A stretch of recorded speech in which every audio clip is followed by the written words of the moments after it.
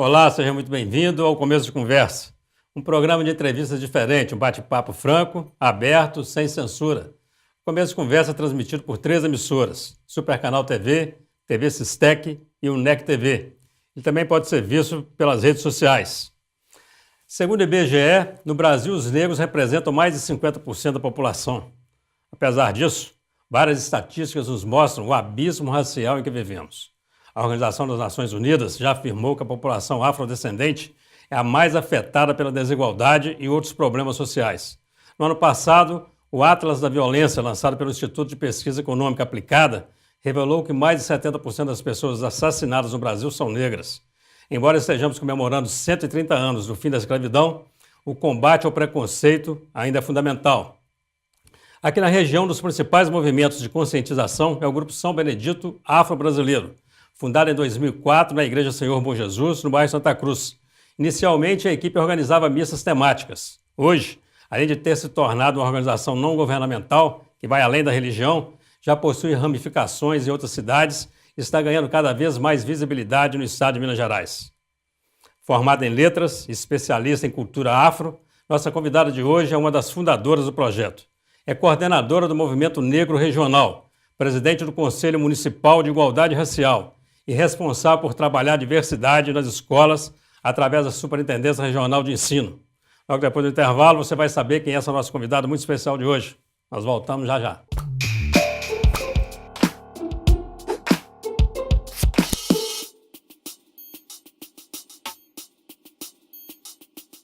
Olá, seja muito bem-vindo a mais um Começo de Conversa. Um programa transmitido pela UNEC TV, pela Supercanal TV e pela TV Sistec. Vamos conferir o quadro Você na Tela do Começo de Conversa. Oi, gente, eu sou a Raquel Baião, trabalho aqui no Sistema Caratinga de Comunicação e assisto todos os dias Começo de Conversa. E quero dar os parabéns a todos que fazem parte dessa equipe, que é um trabalho maravilhoso e o programa está cada dia excelente. O nosso agradecimento, o nosso abraço a Raquel Baião, ela que é do Departamento Comercial da TV Sistec. Você também pode aparecer aqui no Começo de Conversa. Envie os seus comentários, a sua sugestão, faça o seu vídeo. Envie para o WhatsApp 033 98899 2831. Eu vou repetir o número 033 98899 2831. O racismo no Brasil está presente em várias situações. No mercado de trabalho, nas salas de aula, na indústria cultural, na política, na qualidade de vida e até mesmo nas relações afetivas. Desde 2004, o Grupo São Benedito vem trabalhando pela igualdade racial em Caratinga. Hoje estamos recebendo uma das fundadoras do movimento, Juliane Quintino Teixeira. Juliane, prazer muito grande recebê-la aqui no Começo de Conversa. Prazer, meu. Muito bom. Seu pai era negro e sua mãe branca. Isso. Essa mistura que saiu essa mulher bonita assim? Isso, meu pai negro, né? E minha mãe branca. Minha avó bem negra mesmo. Minha avó é filha de escravizados aqui no Brasil, né? Então sou bisneta de escravo e deu essa mistura. E como é que se conheceram? Sabe essa história, não? Seu pai e sua mãe? Foi na escola. Na escola? Isso, estudavam no colégio estadual. Bacana. Começaram, então, foi ali. E você são uma família de quantos irmãos, Juliane? Eu só tenho um irmão. Só um irmão, são dois? Somos dois. E como que essa questão foi tratada? Assim, eu acho interessante você falar sobre isso. Pai negro, mãe branca e 2 filhos, essa questão racial é tratada em casa? A minha mãe que sempre nos incentivou muito, né? Meu pai não ligava muito para essas questões, não. Mas minha mãe sempre incentivou essa questão da beleza negra, valorização do povo negro. Então, desde muito pequena, ela sempre levantou a nossa autoestima, falava quando acontecia algum comercial de televisão, quando ela via algum ator negro, que antes era muito pouco, né? Ela falava, vem Juliane, vem ver aqui na televisão, olha que lindo, olha como que a sua cor é bonita, o seu cabelo é bonito. Então ela sempre nos valorizou e sempre mostrou para nós, para a gente erguer a cabeça e seguir em frente. É interessante você estar falando sobre televisão, sobre atores, é que até pouco tempo a maioria dos papéis dos negros, o papel que era reservado era de empregada, do serviçal, uma coisa impressionante, né? Verdade. Mas hoje você vê lá aquele Mr. Brown, que é ele, a esposa, os filhos, são a família, são protagonistas, a família de negros. Verdade. Tá bem situada a questão aí. Hoje a gente vê que avançou muito essa questão. A gente só via negro também em novela de época, né, representando a escravidão, e não se via, então, essa questão. Hoje a gente consegue ver. E depois nós estamos falando de um país que mais de 50% da sua população é de negros, né? Quer dizer, todos nós temos um sangue negro correndo Todos aqui nas nós veias, temos. né? Verdade. Sangue correndo na veia. Você se lembra de ter sofrido preconceito, alguma coisa na infância, Juliana? Eu já sofri quando eu estava no ginasial, né, 5ª série. Já sofri, sim, uma situação de racismo, preconceito, na própria escola. A gente vivia muito isso. Hoje, quando a gente faz esse trabalho, principalmente na superintendência, nas escolas, a gente vê esse respeito à diversidade que avançou muito, né? Através da Lei 10.639. O que a gente não via antes, a gente consegue observar hoje. Então, quando nós vimos na escola que alguém xingava a gente ou procedia com racismo, a culpa era da gente. Hoje não, hoje o professor está preparado para intervir, né, para poder ver essa situação. Então, quando a lei perpassa nas escolas municipais, escolas estaduais, escolas privadas, a gente vê, né, esse respeito à diversidade, o respeito ao outro, porque quando eu xingo o outro é porque eu não respeito. Então, quando a gente preza pelo respeito, desde a educação infantil até o ensino médio, a gente consegue, pela educação, ver como o respaldo da lei modifica essa sociedade. A gente já consegue ver, a gente já consegue perceber essas mudanças. E é uma mudança que eu acredito que ela aconteça com todas as pessoas, independente da raça, né? Sim, porque o próprio negro, assim, eu não sei se por conta da sua história sofrida de escravidão, ele custa dar o salto para sair da subserviência, né? Sim. Uma coisa impressionante isso. A gente observava quando a gente trabalha o movimento negro, então nós temos desde crianças até a terceira idade que participam conosco. Então as senhoras, quando elas chegavam no primeiro momento, de abaixar a cabeça, de ficar tímido, né? De não se colocar naquele papel. Quando a gente observa que a autoestima dela, principalmente as senhoras mais idosas, é mais difícil porque elas vêm daquele racismo enraizado, de toda aquela história, de todo aquele sofrimento. A minha avó, por exemplo, é de religião matriz africana. Então eu perguntava a ela, vó, na sua época você podia coroar? Ela, não, a gente não podia coroar não, só podia coroar as crianças brancas. Hoje não, hoje você vê anjinhos lindos negros. Hoje você consegue observar nos cartazes da escola a criança negra, a criança branca, a indígena. Nos livros didáticos, por exemplo, você não via criança negra em livro didático. Hoje você observa, você reconhece todas as etnias no livro didático. Então essas questões vêm trazendo e o próprio povo negro vai se identificando. Opa, eu posso chegar aqui, eu posso ser alguém, né? Eu não preciso me esconder, eu não preciso estar lá embaixo. E às vezes a pessoa pensa assim, eu cheguei até aqui, tá bom, não vou avançar mais porque já tá bom. Não tá bom não, nós temos que ir mais, a gente tem capacidade de ir mais. O que eu acho interessante é que a criança, ela é isenta dessas maldades, desses preconceitos, né? É o adulto que vai colocando isso na cabeça da criança de alguma forma. É o pai, é a mãe, é um tio, um avô, com essas questões racistas. E quando a gente fala em racismo até, não é especificamente contra o negro, pode ser racismo contra o branco, inclusive, né? Contra uma série de raças aí. Agora, a criança, ela tem essa pureza, né? Mas eu acho que a raça humana, ela está melhorando. Eu acho que o ser humano tem melhorado, né? Está evoluindo. Então, a gente vê hoje que está uma convivência mais tranquila. Mais harmoniosa. O que a gente observa na questão do racismo? O racismo contra o negro, por que ele é diferente? Porque o racismo contra a pessoa negra gera desigualdade. Se você vê o racismo, por exemplo, contra o branco, ele não gera desigualdade. Essa que é a diferença. Quando a gente observa o racismo contra o negro, ele gera desigualdade. Aí, quando a gente observa, por exemplo, a questão da criança, tem um pensamento de Nelson Mandela, né? Ninguém nasce odiando uma pessoa pela cor de sua pele, pela sua religião. Para aprender, né, a odiar, tem que ser ensinado. Então, nosso dever é ensinar a amar, ensinar a respeitar. Coisa boa. A criança, quando está lá na educação infantil, na creche, ela não tem preconceito nenhum, racismo nenhum. A partir do que a família ensina, do que alguém ensina para ela, é que ela começa, então, a exercer essas condições. Tá. E ela pode ser ensinada a conviver bem, né? como igual, né? Porque independente de cor, se é branco, se é preto, se é amarelo, se é índio, se é gordo, se é magro, né?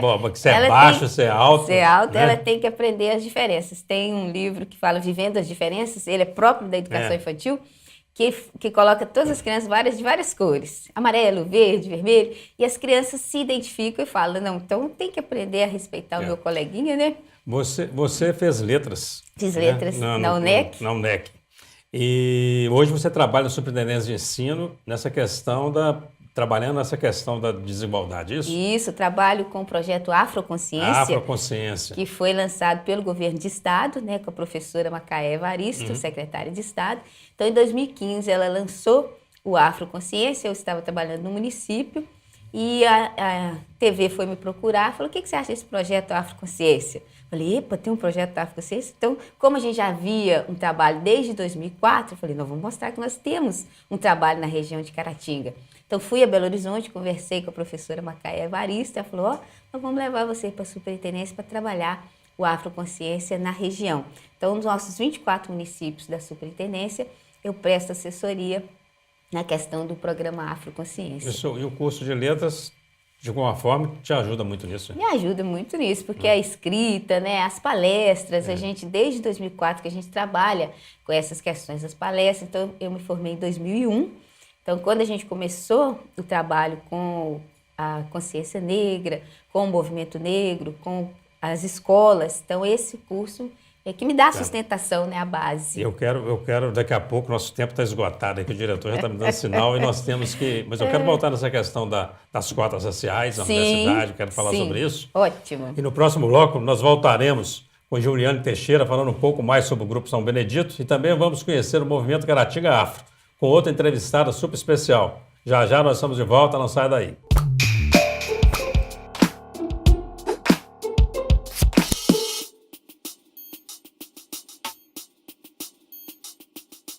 O número de movimentos sociais que lutam pela diversidade e pela valorização do ser humano vem crescendo. No bloco anterior, nós conversamos com a cofundadora do Grupo São Benedito, Juliane Quintino Teixeira. Agora nós vamos conversar também com a atriz Ana Paula Faustino, que criou em 2016 o projeto Caratinga Afro. Ana Paula, seja muito bem-vinda aqui ao Começo de Conversa. Obrigada. Rapaz, eu estou muito feliz aqui. Duas mulheres bonitas desse jeito. E que roupa bacana. O que é isso? Esse é um tecido tipicamente africano, chama-se capulana. Capulana. Né? Isso. Aí a gente vê pelo colorido forte, né? E o turbante. O turbante. E esse cabelo, Ana Paula? Esse cabelo é minha origem, né? Bacana, minha identidade, que eu venho resgatando desde 2016. Que foi aí que surgiu o projeto Caratinga Afro. Foi através dessa transição capilar que eu pude passar. O Caratinga Afro, então, tem a ver com isso, com essa questão da apresentação do cabelo. Sim, o Caratinga Afro tem... Não está bem ligado exatamente, então, à raça negra, não? Não. Ao mesmo tempo, sim, porque isso são características negras. Mas nós vamos encontrar pessoas de pele mais clara com cabelo também. Sim, com essa característica negra, sim. Pô, que legal. E o cabelo te incomodava? Na verdade, ele nunca me incomodou, mas eu fui criada, né? Como se o meu cabelo ele fosse ruim, fosse alto, ele fosse feio. Não só dentro da minha casa, mas também no meu colégio, no meu convívio. Assim como a Juliane falou, né? A gente a todo momento é bombardeado de alguma maneira. E aí, quando eu lavava o meu cabelo, eu me via no espelho, meu cabelo tava altão. Eu falei, gente, que linda. E quando eu olhava pro lado, esse cabelo tá horrível. Aí, né? Aquela a baixa autoestima. E aí... Quando a minha família teve o conhecimento do alisante, passou alisante no meu cabelo. É tal da chapinha, aqueles negócios? Não, é alisante. É uma química no nosso cabelo, depois conhecer a progressiva. Para poder alisar o cabelo. Isso. Que bobagem, hein? Para poder baixar, porque a gente sempre descobriu que o volume sempre foi feio. Entendeu? Hoje a gente tem essa realidade que não é feio, o cabelo bonita, é lindo, maravilhoso. Parece uma peruca, nem parece uma peruca. Deixa eu ver essa cabelo.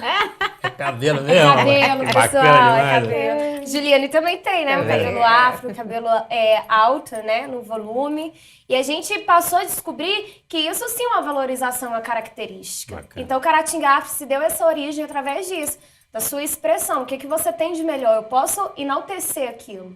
Aquilo que você tem de melhor é bonito, é belo, quase ninguém quer te falar. Mas você precisa reconhecer a sua beleza e o poder que você tem.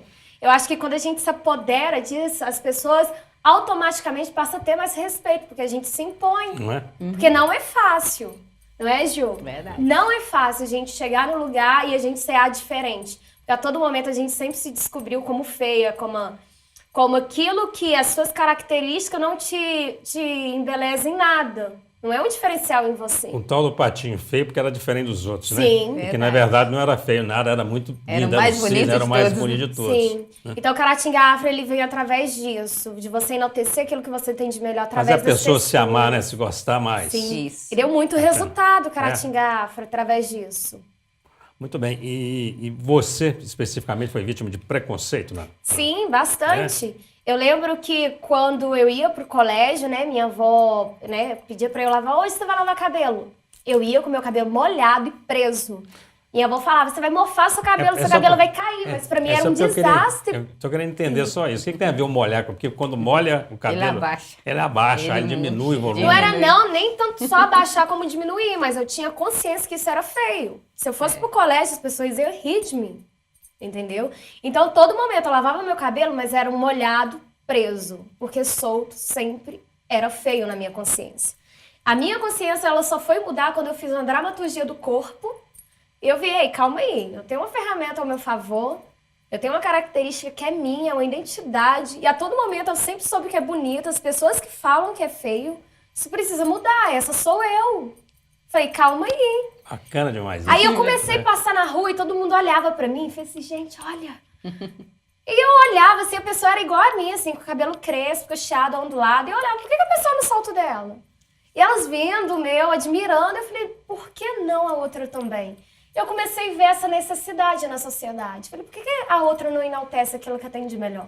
Pra mim não foi fácil, foi todo um processo, claro. Até eu reconheço.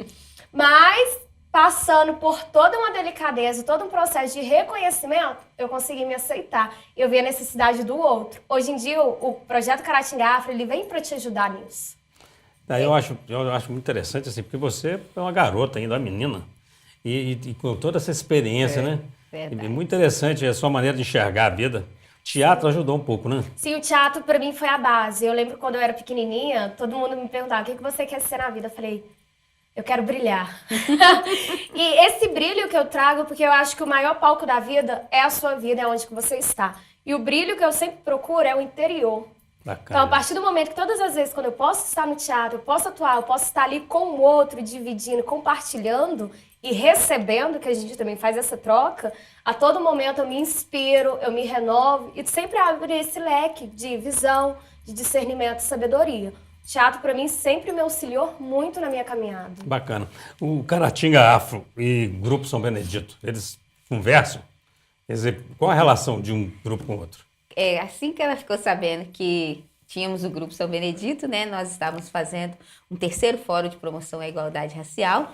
Então, ela foi ao nosso fórum e a gente começou, então, a conversar, as duas entidades conversando. Fizemos uma conferência regional de igualdade racial, onde nós fomos parceiros. Bacana. E a gente sempre procura valorizar o evento do outro.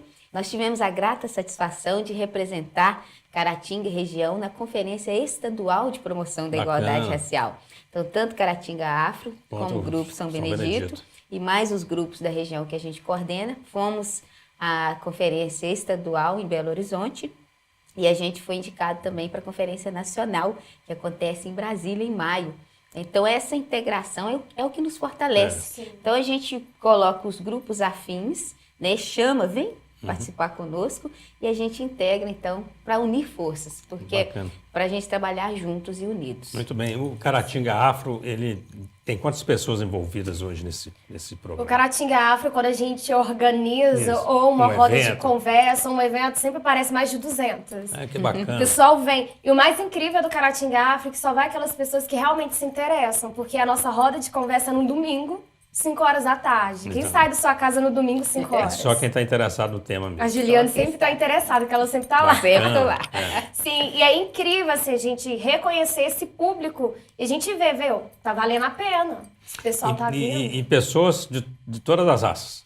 Todas as Não é raças. encontro de negro, é encontro É tão de engraçado que a Juliana, ela sempre reforça. A primeira vez que eu tive a oportunidade de frequentar, né, o movimento dela, as coisas que ela está à frente, ela faz, ela falou assim, eu não preciso ser criança para lutar pro direito de uma criança, eu não preciso ser negro para lutar pro direito dos negros, eu não preciso ser uma mulher para lutar pros direitos das mulheres. E o Caratinga Afro apareceu, né, um garoto, que a cor branca, traços brancos, ele todo, né, da origem branca, e ele falou, eu não preciso ser negro para estar aqui e entender suas causas. Que bacana, hein? Eu estou aqui. E a gente recebe, às vezes as pessoas têm ai, mas será que eu posso ir? Só tem negro, meu cabelo não é afro. A gente, calma aí, não é isso. É um desafio muito grande, eu acho muito legal. Eu tenho um filho negro, né, e que já sofreu preconceito. Sim. E a última que ele teve, e foi uma questão muito complicada, eu perguntei para ele assim, por que você acha que aconteceu isso? Eu queria mostrar para ele que não fazia sentido aquilo. Aí ele respondeu para mim, paizinho, porque eu sou negro. Então, assim, como se aquilo fosse uma normalidade. Como se, eu sou negro, então pode fazer isso comigo, né? Então, assim, tem todo esse trabalho de tirar isso da cabeça dele. E o Caratinga Afro, eu acho que traz bem isso, de dar um alto astral para a pessoa, é muito motivacional, se posicionar. A gente trabalha muito isso, em cima disso. Bem bacana. No meu grupo, a gente tem psicólogas, né? Todas voltadas para essa área, que é a Juliana Oliveira, a Pamela Rocha. Então, tudo que eu faço assim, no Caratinga Afro, tudo é colocado no papel e é estudado. Entendeu? Porque eu acho que quando você vai mexer na vida de uma pessoa, você precisa ter muita responsabilidade e maturidade. Bacana. E o São Benedito também. O grupo São Benedito, São Benedito por causa do santo, certamente, isso, que era negro, isso. né? E nós já conversamos aqui, um movimento que surgiu na igreja, mas que hoje tem uma representatividade muito grande, abraçado por várias religiões, né? Pelo Espiritismo. O pastor Marco Antônio esteve aqui fazendo uma entrevista comigo e falou do trabalho bacana que ele faz lá. Tem brancos lá no movimento? Com certeza, e muitos brancos, né? Nós trabalhamos em prol da diversidade. Quando nós criamos o grupo, né, foi o padre Zé de Fátima, o nosso cofundador, que falou, vamos criar o grupo aqui no bairro Santa Cruz, e a gente abraçou essa ideia. E mesmo no início, quando a gente começou, na nossa diretoria, tem pessoas brancas que se identificam com a causa, é igual os abolicionistas na época, né? Se identificam com a causa e falam, não, eu quero participar, eu quero ajudar, quero contribuir, e estão até hoje juntamente conosco, né? Então, quando a gente faz as nossas celebrações, os nossos eventos, então todos se vestem a caráter, todos participam e todos querem estar juntos, respeitando essa diversidade. Eu acho que o foco principal é a promoção da igualdade racial. E quando você exerce a promoção da igualdade racial, é quando você coloca os negros e brancos no mesmo patamar. Então, se o movimento negro enaltecesse só o negro e esquecesse do povo branco, não era igualdade. A gente queria ser superior. Então, a gente está em prol da igualdade racial. São Benedito trabalhando com a igualdade racial, o Afro Caratinga trabalhando o bem-estar da pessoa, né, para se posicionar com o que ele tem. Se é gordo, se é magro, alto, baixo, cabelo crespo, cabelo liso, branco ou negro, você é feliz com o que você tem, amigo. Aproveita bem o que você tem. A gente consegue fazer esse trabalho Bacana muito demais. lindo de voz. Muito bom. Eu tenho voz, eu tenho posição, e eu quero, eu faço, eu vou. Muito bem. É muito bacana isso. Muito bacana. E nosso bloco já estourou o tempo, o diretor já mandou sinal para mim à vontade. Uma conversa muito boa, né? Muito boa. Eu queria falar, vamos ver se a gente vai arrumar um tempo para a gente falar depois com a Juliana um pouquinho, porque nós estamos com as eleições chegando, Sim. Né? E com o candidato chegando aí cheio de preconceito, né? Ele tem preconceito contra negro, contra gays, contra verdade. a complicação danada. Verdade. Então, assim, é hora do brasileiro fazer valer a sua voz, né? Valer sua voz. Nós vamos para um rápido intervalo, você não sai daí, a conversa está muito boa. Eu agradeço muito a Ana Paula pela participação e parabéns mesmo pelo trabalho que você desenvolve. E você não sai daí, no próximo bloco nós vamos continuar o bate-papo com Juliane Teixeira. E vem muita coisa boa por aí. Nós voltamos já já.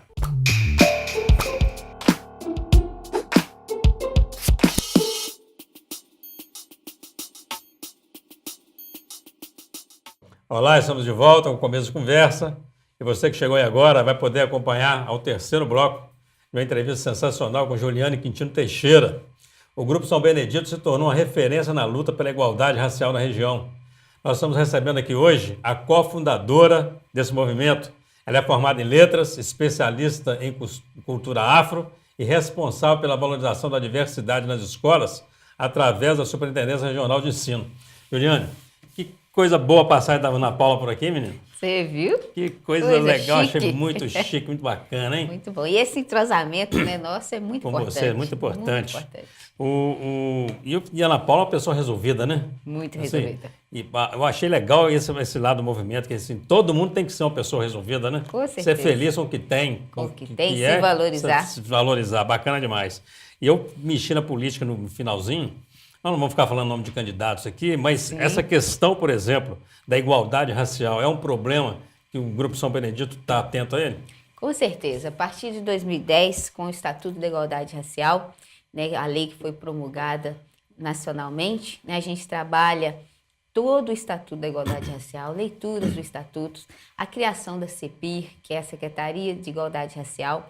Hoje a gente vê, né, infelizmente, essas políticas públicas sendo desmanteladas, né? A gente não pode deixar de falar, mas a gente vê que está diminuindo um pouco essas questões a nível nacional.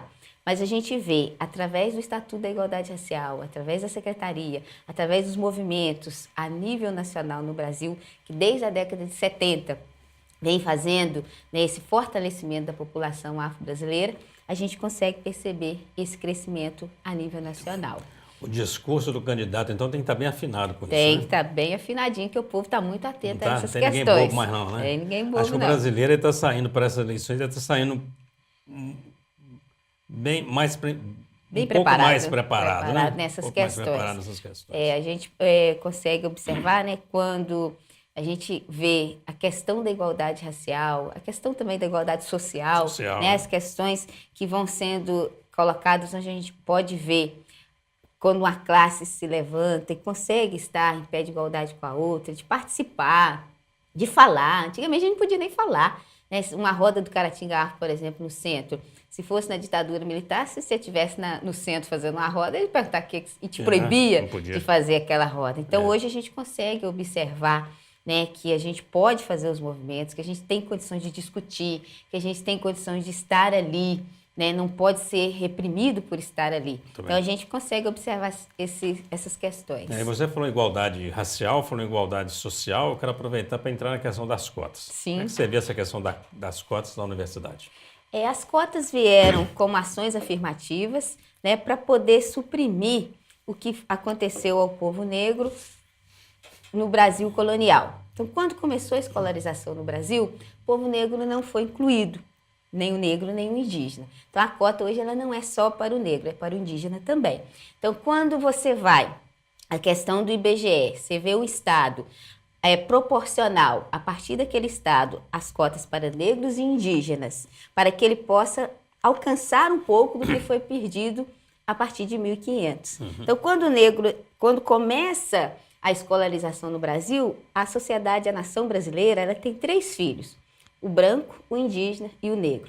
Então é como se falasse assim, eu vou dar tudo só para esse filho, só para o branco. Então dá para ele estudo, dá para ele as condições. Para o indígena e o negro não é dado nada. Como é que ele vai conseguir começar a se posicionar nessa sociedade se não é dado base nem condições para ele? Então o que foi tirado a partir dessa conscientização daquela época é que é colocado hoje. As cotas não vão durar para sempre. Elas é um paliativo, né, que vai durar um pouco tempo para tentar... Acho até que é um paliativo necessário. Necessário, né? Com certeza. Porque, na verdade, é o seguinte, o bom é que se todos tivessem oportunidade desde o começo. Desde o começo. Mas não é verdade, não é assim. Então, os Estados Unidos resolveu assim, o Brasil também, eu acho que o caminho é esse mesmo. Agora, é porque tem sempre aquela ideia, né, de uma parte da população de que está privilegiando o negro. Não está privilegiando o negro, não. O negro, quer dizer, isso é uma cota social também, porque a maioria dos pobres são negros. São negros, verdade. A maioria dos pobres são negros. Antes das cotas, nós éramos 2% de negro com curso superior. Depois das cotas, nós estamos 6% de negro com curso superior. Que bom. A Rosa Margarida, uma escritora muito amiga nossa, que fala somente da cultura afro, ela fala assim, ó, nós vamos ser discriminados pelas cotas? Sim, mas nós já somos discriminados. Então, se a gente já é discriminado, vamos aproveitar essa oportunidade dessa ação afirmativa para a gente poder, então, colocar, né, a nossa juventude negra, que se não for as cotas, alguns não vão conseguir. Né? Então, aí outra coisa. Às vezes as pessoas pensam assim, para participar da cota não precisa ser inteligente, ou às vezes julga pelo critério da inteligência, e é justamente o contrário. Para se permanecer dentro do sistema de cotas, tem que tirar as melhores notas, tem que ser os melhores alunos e tem que estar ali sempre mostrando que você é capaz de estar ali. A exigência é muito grande. Muito grande. E a concorrência também é muito grande. Muito grande. Porque são muitos negros em condições de acesso às cotas. E as cotas são limitadas. É isso que o pessoal não entende. Então, assim, você não está concorrendo com os brancos, não. Você está concorrendo com negros mesmo. São muitos negros iguais, com uma cota muito pequena. Muito pequena. Então, assim, os que conseguem aí é porque estão preparados mesmo. Né? Verdade. E outra coisa que a gente analisa também é que, às vezes, as pessoas discriminam o sistema de cota, mas sem conhecer. Porque quando conhece a fundo, fala, não é bem isso que eu pensava. Quando a gente faz um estudo com os professores, aí a gente faz essa temática das cotas, aí a gente faz quem é a favor e quem é contra. Depois que a gente explica o que é a cota, que a gente vai fundo, eles mudam de ideia. Porque eles conhecem. Porque a pessoa discrimina porque ela não conhece. É verdade. Né? Então, a gente tem muito isso na sociedade brasileira. Às vezes a pessoa discrimina porque ela não conhece. E um programa igual esse aqui, ele é bom, né? Ele ajuda a pessoa a conhecer um pouco mais esse movimento todo. O movimento está completando 14 anos, é isso? 14 São Benedito. anos. E o que você considera como conquistas importantes até agora e em que locais o São Benedito está presente? São Benedito está presente principalmente no bairro Santa Cruz, né, onde a gente tem a maioria dos nossos membros associados. Né, hoje a gente tem o Estatuto, o CNPJ, a carteirinha. Nós ganhamos agora um lote, né, da prefeitura, onde a gente vai construir a Casa de Cultura Afro-Brasileira, lá no Tãozinho Vilela. Então a gente também pede o incentivo da sociedade, que a gente vai começar as campanhas, né, para poder construir. É um dos avanços que nós conseguimos. A nível de Caratinga também, por estar no Conselho de Promoção da Igualdade Racial, né, exercendo também a função de presidente nesse conselho. Então, nós, enquanto sociedade civil, representando nesse conselho. E a nível regional, quando a gente engloba todos os grupos da região, né, não posso deixar de falar aqui do grupo Tá no Sangue de Inhapim, né, que sempre está conosco e que faz aquelas apresentações bonitas. Temos o grupo São José de Vargem Alegre, o grupo Pérola Negra em Dom Cavate e o Grupo Cultural Negro de Manhuaçu. Então, quando a gente faz a integração, a gente faz juntos, A gente sempre procura fazer juntos para a gente se fortalecer.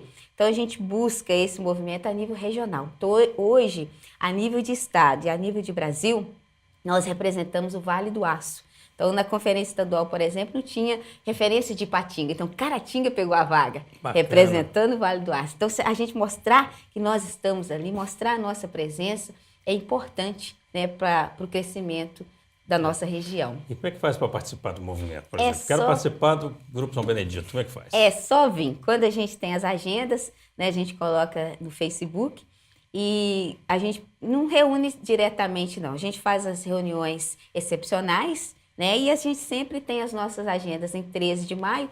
Agora, 13 de maio, a gente vai celebrar em Dom Cavate, junto com o Padre Zé de Fátima. Então, todos os grupos vão para lá. E a gente sempre celebra também o 20 de novembro, que é o Dia Nacional da Consciência Negra. Hoje reconhecido no calendário escolar, né? E a gente faz as reuniões e os eventos. Engraçado, e sempre né? faz Porque a chamada. esse 20 de novembro, o Rio de Janeiro comemora o Dia do Zumbi. Zumbi dos Palmares. Isso. É que gerou esse Dia da Consciência Negra, né? O Zumbi não é uma personagem muito comentada por aqui, não, né? Interessante isso, porque no Rio de Janeiro se fala muito zumbi. Muito zumbi. Na Bahia se fala muito zumbi. Verdade. Agora que a gente está começando a introduzir aqui na região, a gente sempre celebra o 20 de novembro, faz histórico, faz memória de Zumbi dos Palmares, né? Aqui na região, então, eles estão começando a conhecer Zumbi nas escolas, por exemplo, né? A gente já faz o histórico de Zumbi dos Palmares, o que foi esse herói, mostra a trajetória, porque antes da lei 10.639, a gente não falava dos heróis, só falava-se da escravidão. Né? Abriu um livro de história e falava puramente da escravidão. Então, por isso é um também dos motivos do negro abaixar a cabeça. Porque eu só sirvo para isso. O Zumbi é o primeiro herói negro. Herói negro. Então, quando você mostra que em 1695, olha só, antes da abolição da escravatura, bem antes, você mostra que tinha um herói ali lutando, negro, né, que foi morto por essa causa, aí a gente consegue, então, mostrar lá na raiz, lá embaixo, né, a nossa história dos nossos ancestrais. Eu acho interessante essa falta de memória nossa, coisa impressionante, Nossa, né? demais. Porque quando você fala em Martin Luther King, você está falando num americano negro, que é um herói, né? Você fala em Mandela, e nós temos o nosso zumbi aqui. Nós temos um herói brasileiro. Brasileiro, um trabalho bacana. E que poucos conhecem. A primeira pergunta que eu faço quando eu chego na escola é esse zumbi, o que eles acham? Se zumbi é africano, se zumbi é brasileiro, né? A maioria das crianças chuta no africano. Tem uns que acham que isso é assombração. Assombração, verdade. Ah, aí a gente vai explicar, não, ele é brasileiro, assim como você, assim como eu. Ele é brasileiro. Então, né, eles não têm começam a identificar, então, um herói possível, palpável, aqui do Brasil, que nasceu aqui. Né? Então, a gente mostra para as nossas crianças, né, essa valorização vem daí. Da nossa ancestralidade. Juliane, infelizmente nosso tempo acabou. Conversa boa demais. Demais. Mas infelizmente, você tem um minutinho para suas considerações finais. Você pode se dirigir essa câmera aqui, deixar seu recado para os telespectadores da UNEC TV, da Supercanal TV, da TV Sistec e também para os nossos internautas. Primeiramente, eu quero agradecer, doutor Eugênio, pessoa espetacular, que eu gosto muito. Agradecer a toda a equipe que está aqui conosco. Agradecer você, telespectador, que está nos assistindo.